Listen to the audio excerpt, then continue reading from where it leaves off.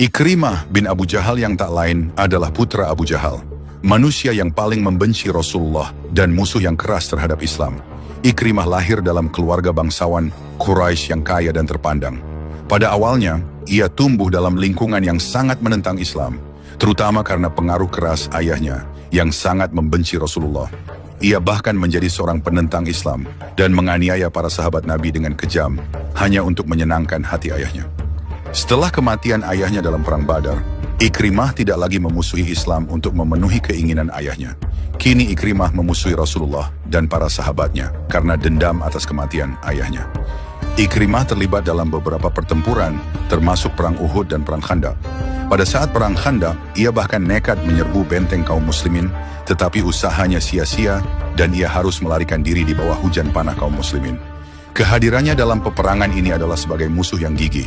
Setelah beberapa peristiwa penting dalam hidupnya, termasuk pertemuan dengan Rasulullah dan permohonan ampunan yang tulus dari istrinya, Ummu Hakim, hati Ikrimah mulai berubah.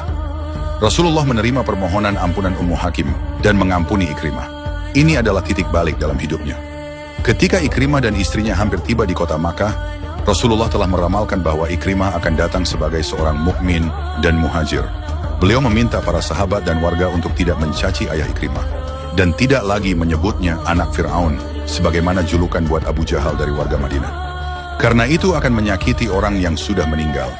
Ketika Ikrimah memasuki majelis Rasulullah, tubuhnya bergetar, air matanya mengalir. Sambil bersujud, Ikrimah berkata, "Wahai Rasulullah, doakan aku agar Allah mengampuni semua permusuhanku terhadapmu."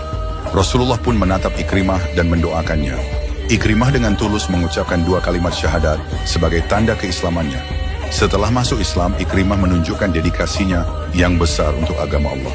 Dia bergabung dalam barisan dakwah dan menjadi anggota pasukan berkuda yang cekatan di medan perang.